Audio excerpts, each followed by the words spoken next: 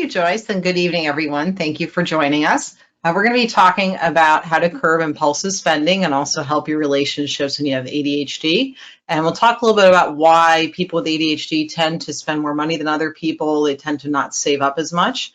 And this is what you're going to be learning tonight. So we're going to learn about why people, again, with ADHD are more prone to impulsive spending, how you can decrease the chances of impulsive spending, and that may be applicable to any kind of impulsive behavior you have with ADHD. Also, how to cope with these issues in a relationship, because the biggest things that couples fight over are sex, kids, and money. So we're going to talk a little bit more about how to have open communication about that in a non-punitive way, non-judgmental way. Also, how you can feel more confident in finances. So let's say you have parents with ADHD that didn't really have a good handle on money. It can be difficult to figure out how you're supposed to handle money when the people that you live with growing up had kind of a frustrated relationship with it. So we'll talk about also how both partners have different kind of family histories with money, and that makes a difference in how you interact in your relationship. And also we'll talk about how getting treatment for ADHD, particularly stimulant medication, which research shows the most effective form of treatment for ADHD, how that can help you financially.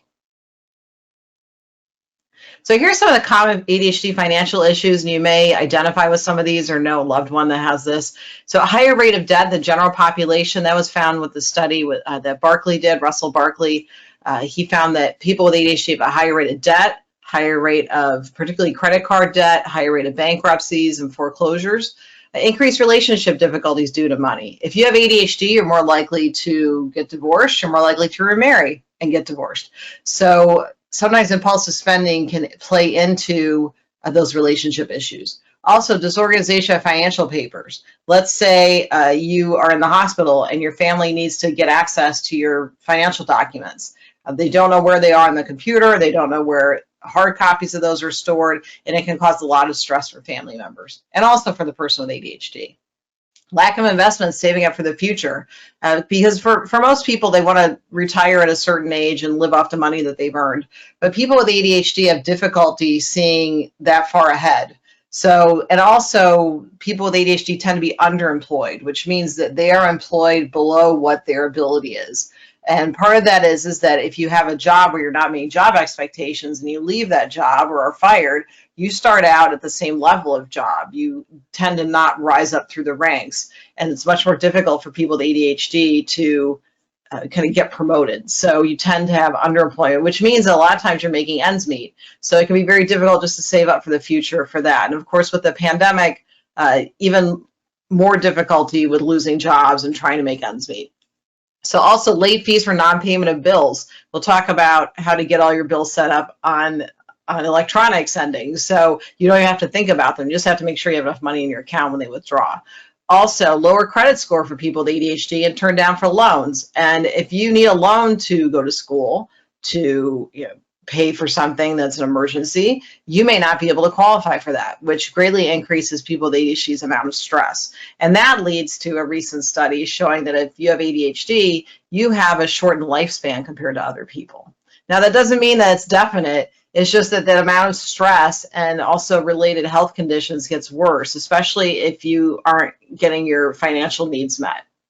So also, I just mentioned home foreclosures and again, chronically underemployed.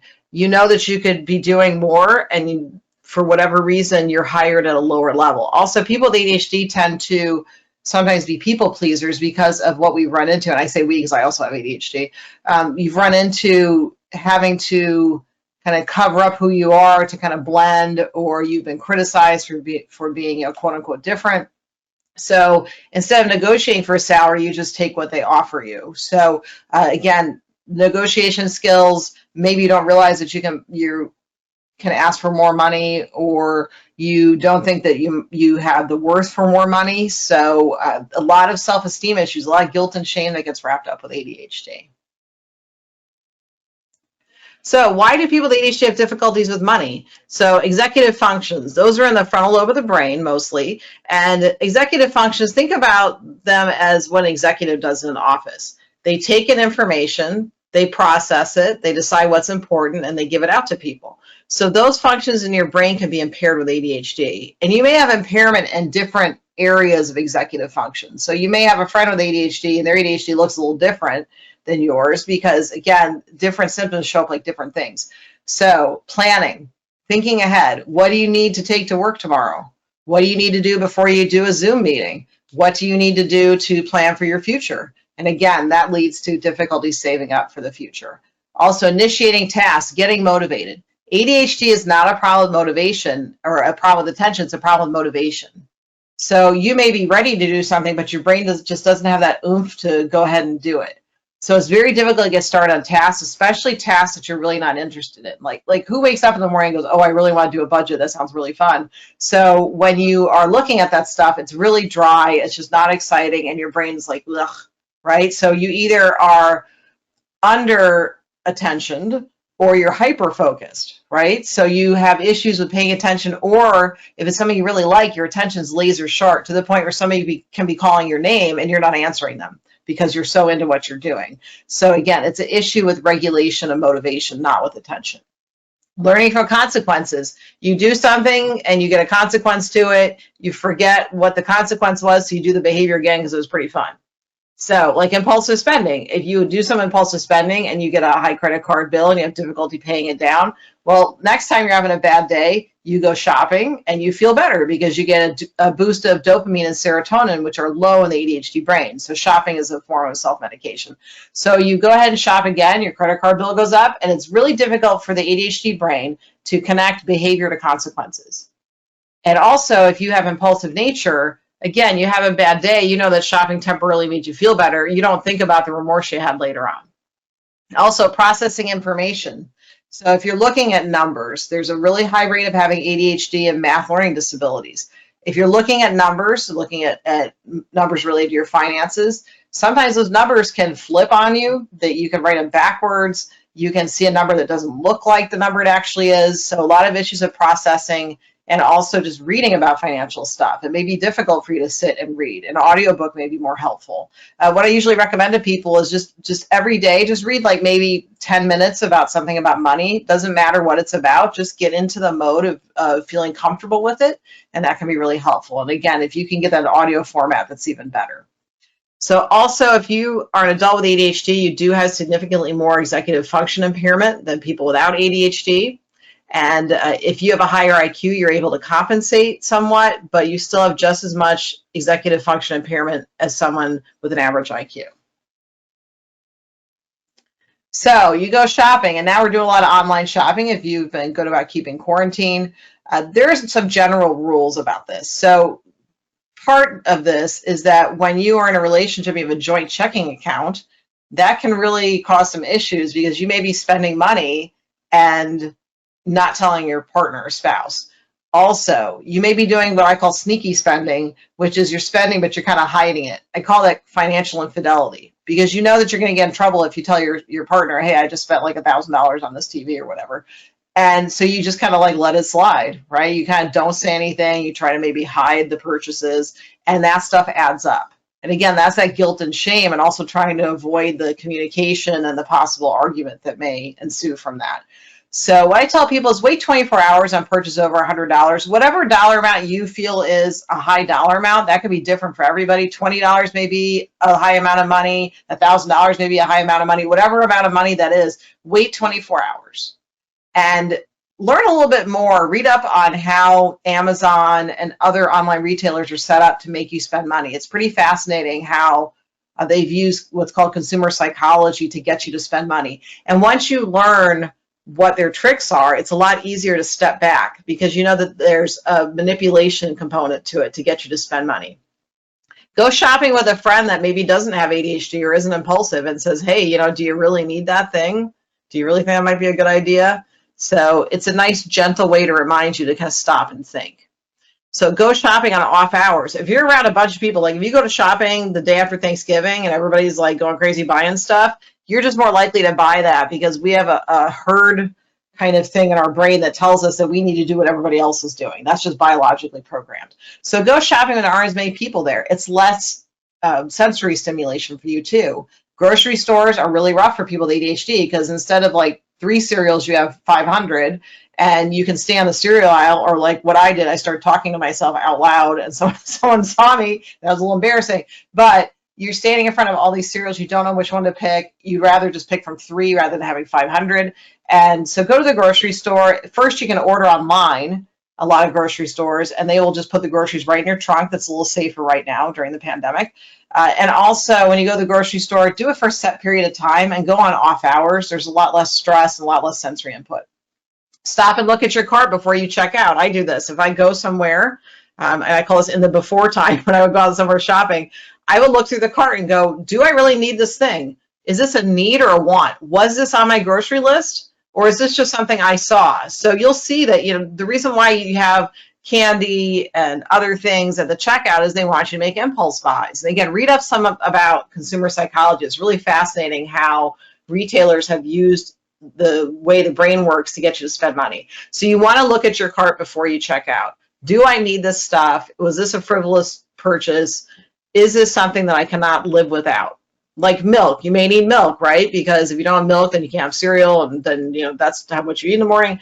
But buying, like some kind of kitchen tool that you're going to use like once, you don't really need that. It's just something fun.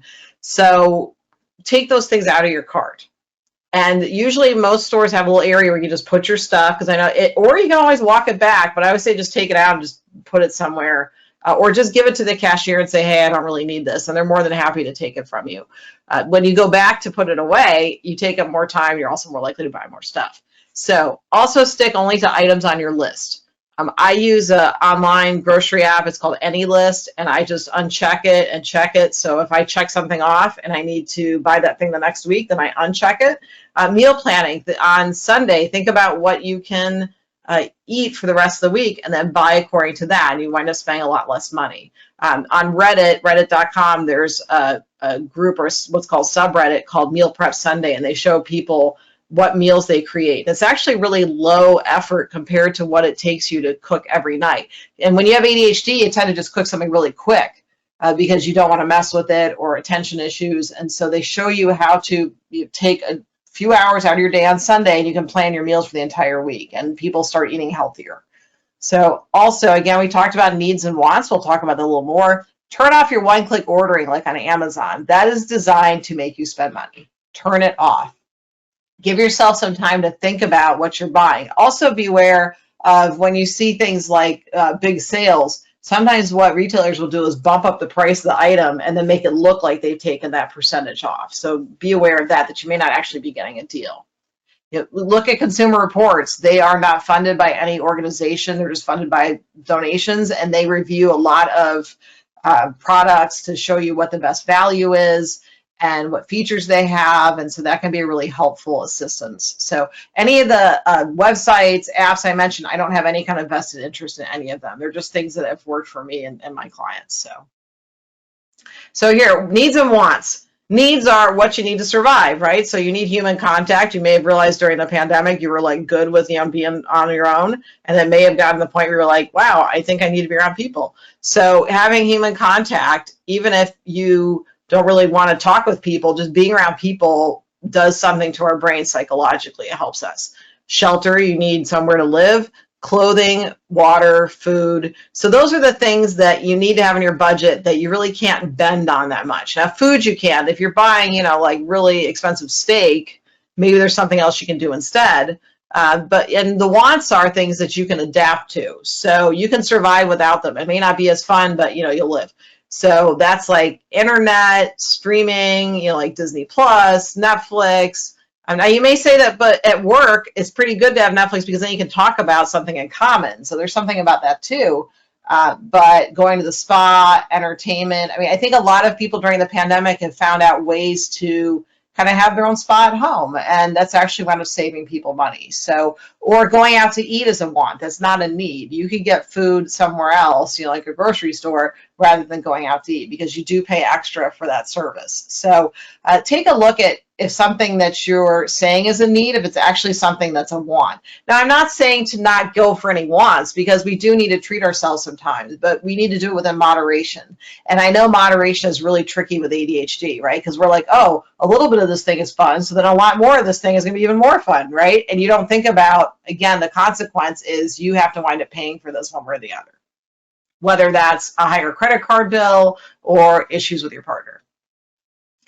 So then we get to credit cards. So using credit cards responsibly. So not paying off your credit card every month is like having a high interest loan.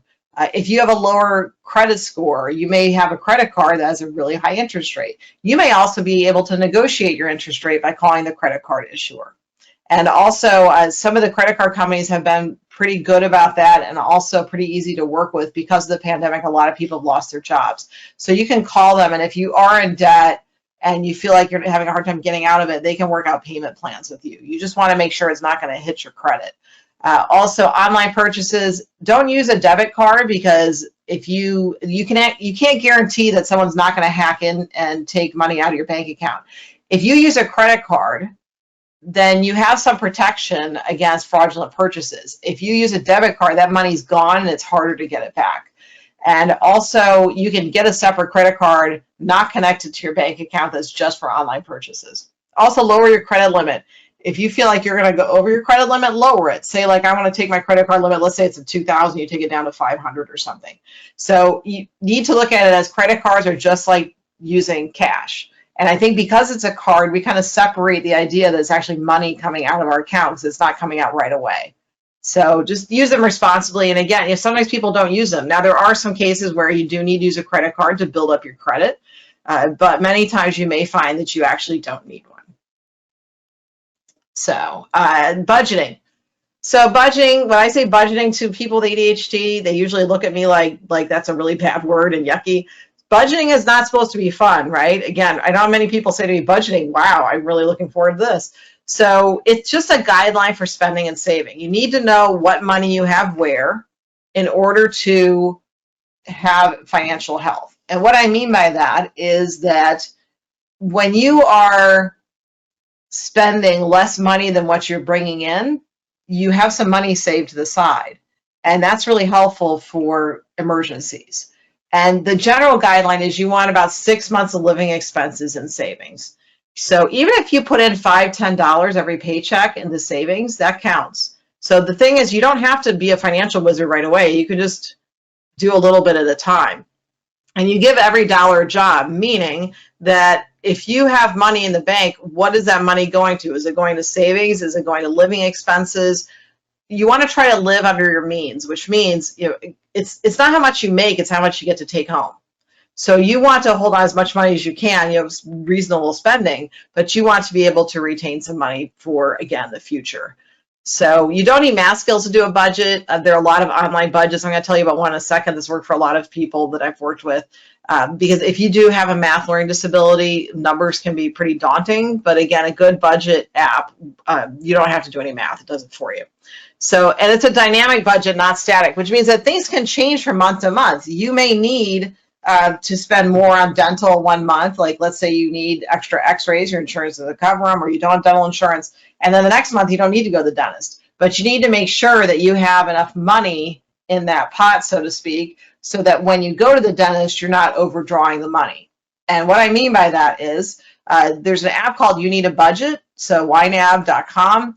Again, I don't have the affiliation with them, but this seems to be the budget that almost everyone with ADHD that I've worked with can stick with. It gives you visuals, and it tells you if you have this amount of money that you spend every year on dental, but it's not every month, divide that by 12 and put that amount of money, that divide by 12 money, put that in your budget every month. So let's say you spend, and I can't do math at all, so let's say you spend $100 every month or every year on dental. And so you want to make sure that when you go to the dentist, like in June, that you have that money. So you divide 100 by 12, whatever that is. I don't do math. So you put that amount of money, a little bit of money every month, because you may find that with ADHD that you have these big costs and all of a sudden you're like, oh no, where am I going to get this big money from to pay this thing? But if you take your expenses and divide them by 12 and put a little bit in each kind of pocket or each little pot every month, you find that you have a lot less stress, because when you do need that money, it's there, especially for things like car repairs. You want to put a little away each month. And YNAB does that for you. It helps you figure out, it gives you a set kind of budget. You can edit it, but it tells you how much money it recommends that you need for each category, how much you spent in the past, and it gives you really nice visuals. So ADHD, we need visuals. We need to see how our money's doing. and they have two different graphs. They have one that's the age of your money, meaning how many days can you go with the money you have in your account till it runs out. And you can see over time, once you start building up your assets and decreasing your debts, you can see that your money's lasting longer. And there's also a nice scale of how much, what your net worth is, basically how much money you have. So it can be really scary to figure out what money you have where, but once you take a look at it, it's a lot less scary. It's the anticipatory anxiety of looking at it that is really what gets you. You know, the truth will set you free. So looking at and seeing what you actually have helps. So again, in any marriage, conflicts over money tend to be one of the biggest things that couples fight about. When couples come in to see me for couples therapy, money is usually one of the issues they need to discuss. And they tend to have more emotions with them. Now, money in itself does not have an emotional value. It's the value we attach to it. And again, some of that has to do with what our relationships were like with money when we were growing up. So you may have had a family that you live paycheck to paycheck. You didn't always know when you were going to get food on the table. Or you may have lived in a family where you're relatively financially comfortable. And so those two people get in a relationship and they can have very different views of money. So that's something to look at, is that, are you a spender? Are you a saver? Can the two of you work together and work through those issues with your past relationships with money and come to kind of a healthy understanding? So also, again, like I mentioned, people with ADHD have a higher rate of divorce and remarriage, and sometimes that's due to financial issues like impulsive spending. So again, you each have different money histories. Talk about big purchases. Open communication is key. I cannot express that enough. But you also need a partner that's willing to communicate with you and do it in a non-punitive, non-punishing way. And what I mean by that is you can talk about money without it devolving into a fight. And I know that that's tricky because, again, we put a lot of emotion value on money when, in fact, again, money has no intrinsic emotional value. It's what the value we put on it. But sometimes you're not even arguing about money. You're arguing about more like who has more power in the relationship, or who has more spending ability, or, you know, so it's not always about what you think it's about. You have to look at the process of how you're talking about it rather than what the actual issue is. Is it that you guys wait until the kids are in bed and you're both tired and then you talk about money and that causes issues? Usually I recommend that couples meet, you know, at least an hour every week just to talk about what I call housekeeping, which includes money, which includes you know, what's going on the schedules, just to revisit, and also just, you know, it's just you and your partner talking. That's so important. Again, be aware of sneaky spending, that you're spending and trying to hide it from your spouse, because they will find out and that's not going to end well. So again, it's something that if you think it's something you shouldn't be spending money on, just talk about it with your spouse. And again, sometimes people find that they are with someone that they cannot have rational discussions with. And that is usually not the only sign that there's an issue with the marriage. Usually that's been the sign of other issues too, that just communication is difficult. And also keep separate accounts. You can do your accounts any way you want to, but joint accounts usually create a lot of problems for people with ADHD, because if you're not using an online app to track your money or using a budgeting app, sometimes you forget to record that stuff. And I always recommend that you use an online money tracking app. But if you keep separate accounts, then you guys can spend your own money and not have to check in with each other necessarily. And if you forget, that's okay. But make sure your partner has access to it in case of emergency. You can ask your bank how you can set that up, that, you know, upon you know, incapacitation or death, that person has access to your money. And that also may be too that you have to set up a will, a living will, and power of attorney. And you can look online, look up those, or talk to an attorney about that. But keeping separate accounts, I've seen a lot of couples do much better with that. Paying things like the mortgage or rent. Sometimes couples do it, they split it 50-50. Sometimes they split it by you know, what percentage of income somebody's bringing in. So if someone makes 60% of the income, the other person makes 40, they pay proportionally. Or they just say, hey, I'm going to cover the rent if you can cover utilities and streaming services and whatever. So couples do it in different ways. But it always helps to have someone with you when you're talking about that stuff, at least in the beginning. So again, have a weekly meeting about money and other housekeeping issues. Set a time limit. Usually I say an hour, half hour to begin with.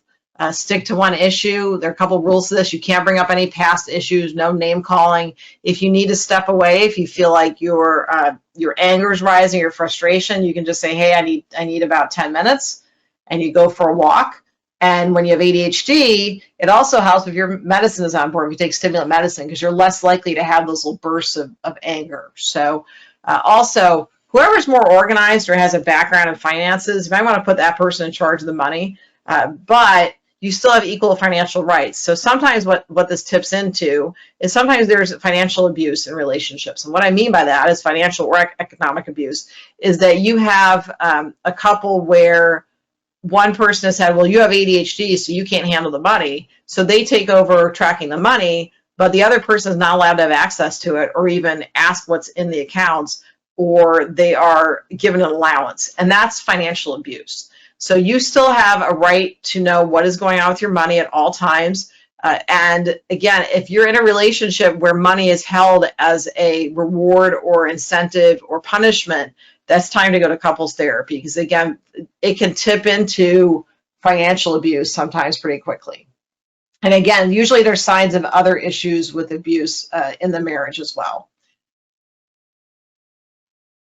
So also there's a type of therapy where you have the therapist in the room and you also have a financial professional, like a financial advisor in the room. So the therapist handles the therapy part and the financial person handles the money part. And in one study, a majority of couples with ADHD found this to be very helpful. They could talk about their money issues with people that represented each part of the issue, the psychological piece and the money piece. And again, a lot of times what comes out of this is keep separate accounts. And also the idea that you have control over your attitude and your choices, but not someone else's choices. That we can't change other people. The only thing we can do is change ourselves and find resources and look for ways to get support.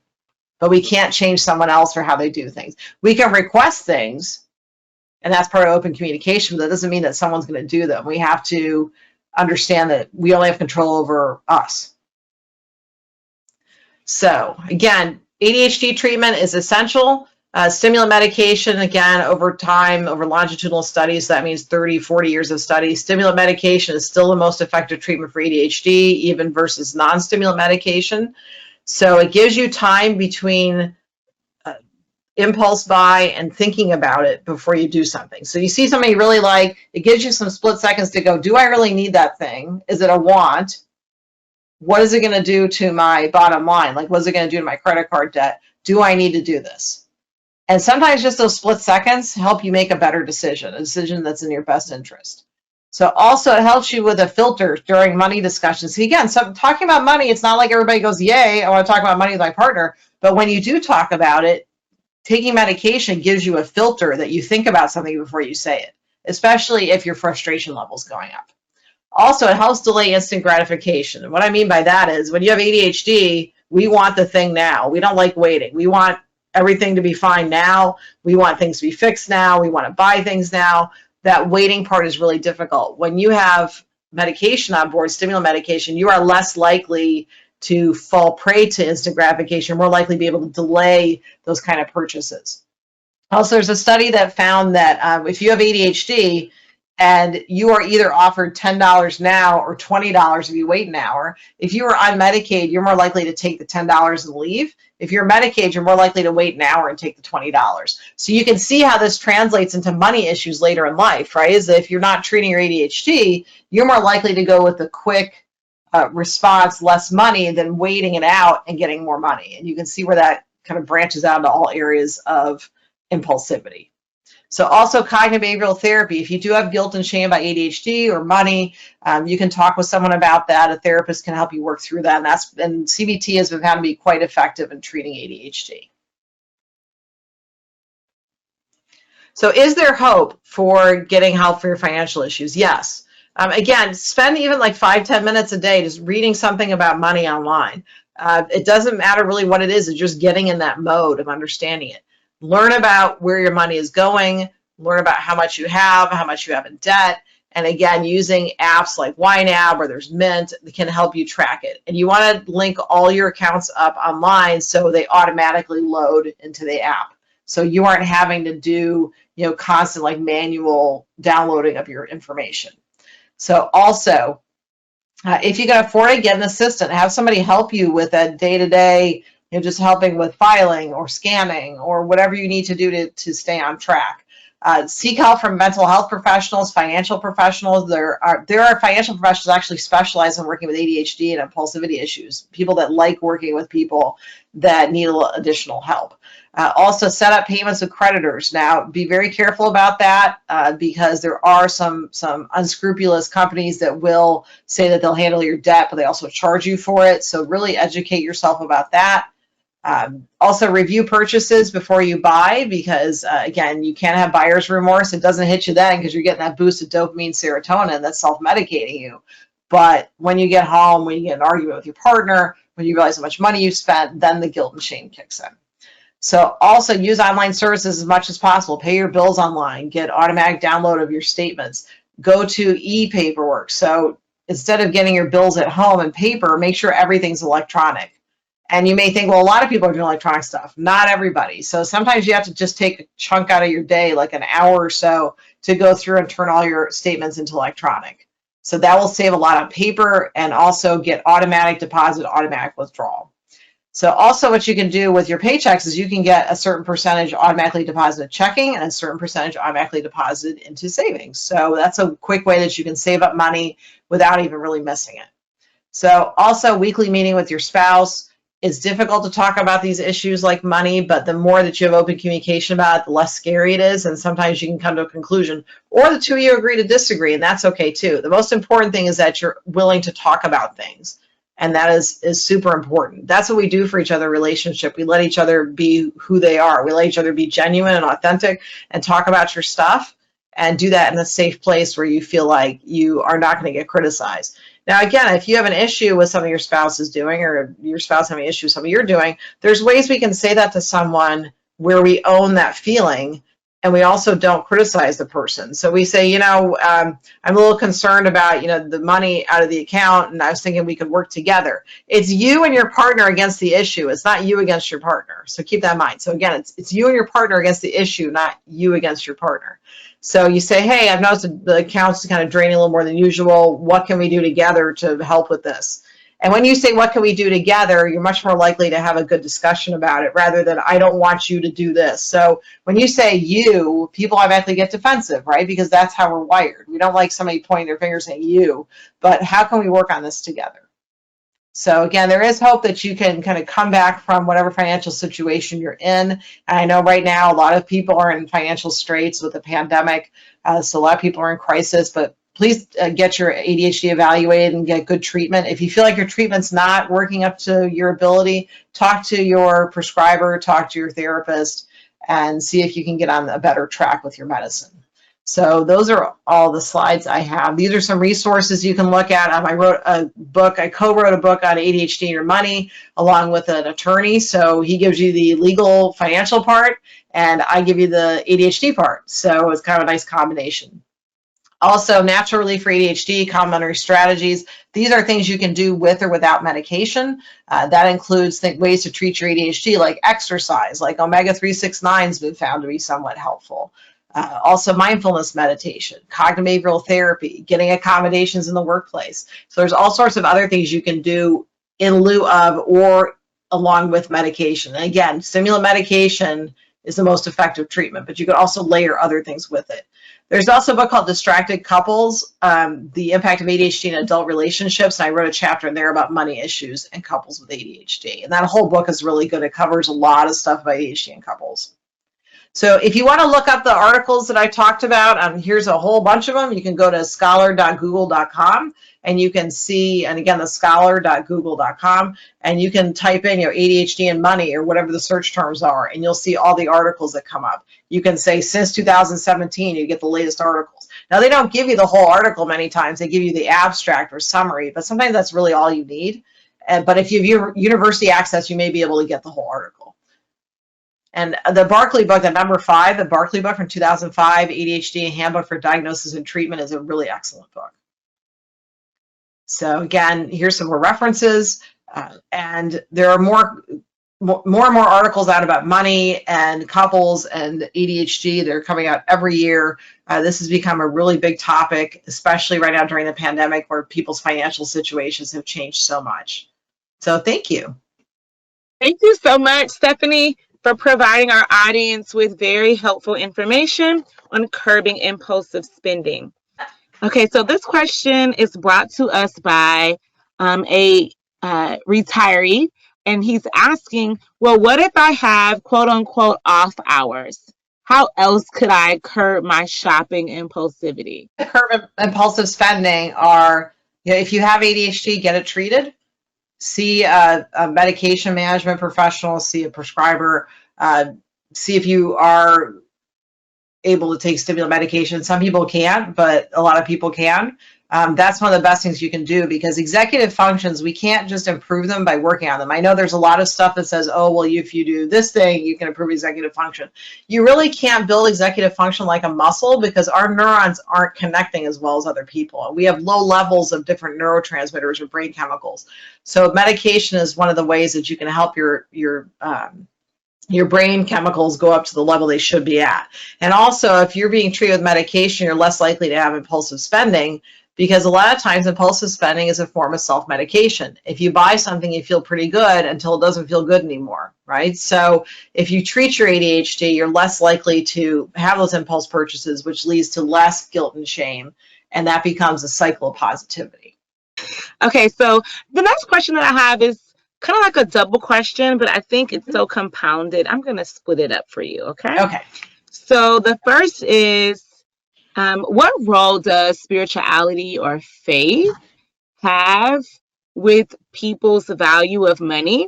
And the asker is specifically asking in terms of their partner's relationship with money, actually both of their relationships with money, and how it's a large result of their upbringing. And so she uses an example. How can we get someone to take money serious when they believe it's the root of all evil, for example? Okay, and I think that's one of those things that it's tricky, because our religion and spirituality is something that we tend to have from an early age. So we can kind of get into the patterns of thinking that aren't right or wrong, they just are. And so when you have someone that doesn't have the same background or same belief system, or just has different attitudes towards money, it can be tricky. And that's where sometimes you need to talk to a couples counselor about it, because you can have very different views of it. And as far as money being the root of all evil, there's also other stuff in the Bible that doesn't say that. So, because I think that's where you're quoting from. But the other thing is too, is again, money does not have an intrinsic value. It's what you do with it. If you use it for nefarious purposes or for good. And it's not, again, it's what you do with it, not money itself. So, but if you have very different views of what, like for instance, like tithing, like how much money you're going to give to your religious body every so often, that could be a disagreement between the two of you, and it may be something that you can sit down and talk about at the kitchen table. It may be something that you need to talk to your counselor about, or your religious leader. But again, money is not good or bad; it just is. And I'm not arguing with the Bible. I'm just saying that the value we prescribe to money is from us. So again, if the money is being used for something that you're not morally okay with, that's something to probably talk to a counselor about. Okay, our next question. He asked, I have ADHD, but my partner has a lot of past trauma around relationship and money talk. And so even though I'm newly medicated, and we just started our meetings, but she has such trepidation discussing and wants me to handle the money. So what things can I do to partner together with her? Well, first, I recommend, if it's okay with your partner, that she seeks counseling if she hasn't already. And also, it may be that you take over the money. It may be that you have to do a crash course on how to do that. But luckily, we're in a day and age that everything is computerized. So keeping track of your money is nowhere near as difficult as it was, even 5 years ago. So I think first, I want to commend you for having a meeting. That you sit down and talk about it. That's a wonderful part of open communication, a good relationship. And maybe you can talk a little bit about what happened with your partner and money. But again, it may be in the safety of a therapist's office where your partner feels that it's okay to talk about that stuff, in case she starts having flashbacks, in case she starts having some other kind of reactions to her trauma. But I think it's a great thing that you guys are meeting. I think that you're going to be fine because you've already made that first step. But again, if you are willing to take over the money, there's a lot of resources available. I'm willing to walk you through it. A lot of the budgeting apps, money management apps have great tutorials with them, and you can follow those too. And you can have ADHD and keep great track of your money. That's very possible, especially with all the support you have with online and the support system you have, including professionals. So I think we think about with money, oh, people with ADHD aren't well organized, they're not going to do well. I've actually seen some people with ADHD do really well managing their money. So I think it really depends on whether you're willing to ask for help.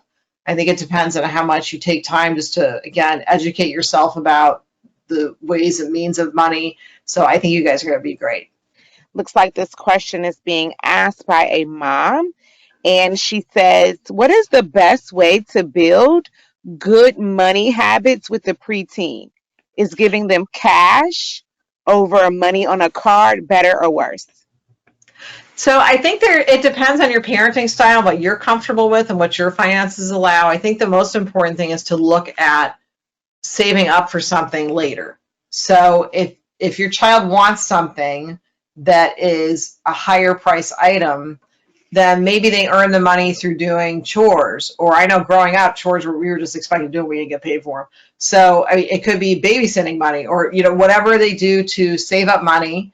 And then you look at, okay, well, now you have this much money, and then you are able to buy the thing. And that teaches delay of gratification, especially if your child may have ADHD.